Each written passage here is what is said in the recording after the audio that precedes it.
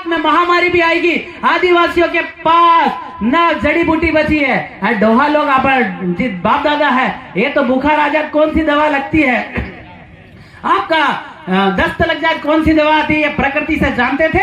आप लोगों को कुछ भी नहीं मालूम है। सरकारी अस्पताल में जाओगे तो सरकारी वैक्सीन और सरकारी हार्ट अटैक से मार दिए जाओगे। ये आप लोग इन बुजुर्गों से सीख लीजिए कि कौन सी दवाई कौन सी जड़ी बूटी कहां काम आती है, क्योंकि ये लोग मारने का षड्यंत्र कर रहे हैं। और दूसरी बात, आप लोगों को अभी आपके पास 10-10 कुंटल धान नहीं है, आपने शरणार्थियों को बेच दिया है।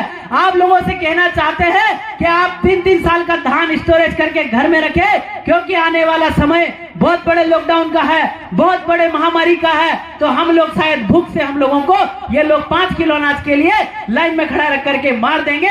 इसलिए आप सब लोग स्टोरेज की व्यवस्था कर लीजिए, क्योंकि ये लोग मणिपुर जैसे नेटवर्क बंद कर देंगे। ये लोग आपका सिद्धि में वो पेशाब कांड कर रहे हैं, आप समझ रहे हैं। हम पगड़ी बांधने लायक नहीं है, हम आदिवासी कहलाने लायक नहीं है कि उसने हमारे सिर के ऊपर मूता है, हमें नंगा करके भगाया है, हमारे गिराबान पे हाथ डाला है। हमको तो शर्म आ रही कि हम मर्द भी कैसे है, वो जिंदा जेल कैसे चला गया, मौत की घाट उतार के उसको जेल में। राजनीति, संगठन और पार्टी ये हमारा विषय नहीं है। हमारा विषय यह है कि समाज कैसे जिंदा रहेगा। समाज का सामाजिक मिशन अगर जिंदा होता तो ये मणिपुर में नंगा करने वाला और मुतने वाला दोनों अभी तक जिंदा नहीं होते।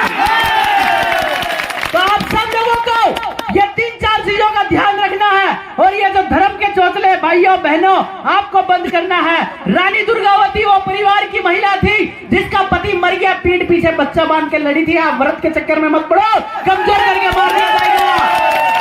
तो ये व्रत नहीं करना है। हमारे बाप दादा व्रत करते हैं, कौन सा व्रत करते हैं, बीज का, पूनम का, इसके अलावा कोई भी एक आरा नहीं करे। हमारे डोगरा भाई बेटी इनको पता है।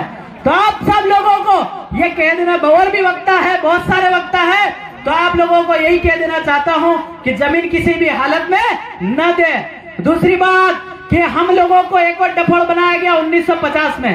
क्या डफोड़ बनाया कि ये लोग हिंदी लेके आए और संस्कृत लेके आए कि हिंदी तुम्हारी मातृभाषा है। तो क्या मेरे बाप दादा को क्यों नहीं आती हिंदी? संस्कृत मेरी मातृभाषा है तो मेरे बाप दादा को क्यों नहीं आती? इन लोगों ने तुमको इंग्लिश से दूर रखा, इन लोगों ने तुमको वकालत से दूर रखा, इन लोगों ने तुमको इंजीनियरिंग से दूर रखा, इन लोगों ने तुमको डॉक्टरी से दूर रखा। इसलिए वो हिंदी और संस्कृत तुम पे थोप के उनके बच्चे तो इंग्लिश पढ़ रहे।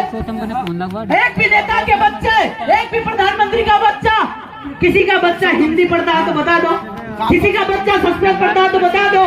वो आपको मूर्ख बना रहा है, आपको धर्म की किताब पढ़ा रहा है, और वो इंग्लिश पढ़ रहा है। वो तो बाइबल जैसे वो इंग्लिश में अंग्रेजों के कानून पढ़ रहा है। तो आप लोगों को मूर्ख बनाया गया।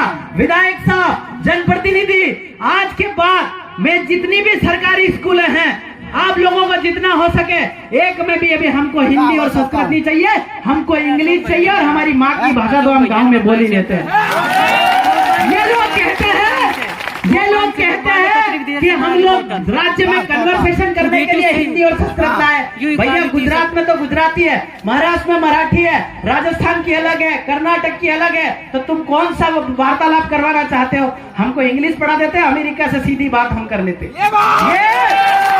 ये सब पागल बनाने की नीति है। नेहरू जी इंग्लिश लेके हिंदी लेके आए, नेहरू जी के किसी बच्चे ने हिंदी नहीं पढ़ी। गांधी जी भी लेके आए, उनके भी बच्चों ने हिंदी नहीं पढ़ी। जो मोदी जी भी है, उनके बच्चे है कि नहीं है, उनके बच्चे भी हिंदी नहीं पढ़ रहे हैं। तो आप लोगों को ये मूर्ख बना रहे हैं। तो विधायक साहब आपसे कह देना चाहते हैं कि ये सारे सरकारी स्कूल है जहाँ मेरा समाज जाता है, मेरा भाई जा रहा है, उनको एक भी को हिंदी और संस्कृत ना पढ़ाए। और आप एक भी थाने में टीआई आदिवासी के सिवा दूसरा न रखे, क्योंकि मेरा बाप दादा मेरी भाषा बोलता है और टीआई को समझ में नहीं आता, मेरी भाषा समझ में आता है। और हर स्कूल में जहाँ आदिवासी रहता है वहाँ पे प्रिंसिपल मेरा आदिवासी होना चाहिए, क्योंकि मेरी भाई कभी वहाँ एडमिशन कराने जाए अपनी भाषा में बात करे, उसको समझ में आ जाना चाहिए। ठीक है? तो ये सब आप लोग जमीन नहीं देंगे, और आप लोग हिंदी और संस्कृत नहीं पढ़ेंगे, आप लोग धर्म के चक्कर में नहीं पढ़ेंगे, आप लोग इन दूसरी पार्टियों के दरी बिछाने नहीं जाएंगे। आप लोगों को सिर्फ समाज के साथ जाजम बिठा के बैठना है, गांव को बचाना है, गांव की संस्कृति परंपरा को बचाना है। बहुत पार्टियों वाले लेकर के आएंगे उनकी दरी वरी नहीं बिछाना है। उनको आप लोग अगर जिस दिन जाना बंद कर दिया ना उनकी पार्टी और उनकी सभाओं में, उनको दरी बिछाने वाला भी नहीं मिलने वाला है। जय जोहार का नारा है, जय जोहार का नारा है। चल जंगल जमीन की नुचे,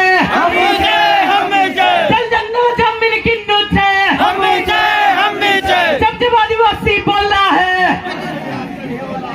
जोहार, जय आदिवासी, जय गोंडवाना, जय काली कंकाली, जय परिकुमार लिंगो।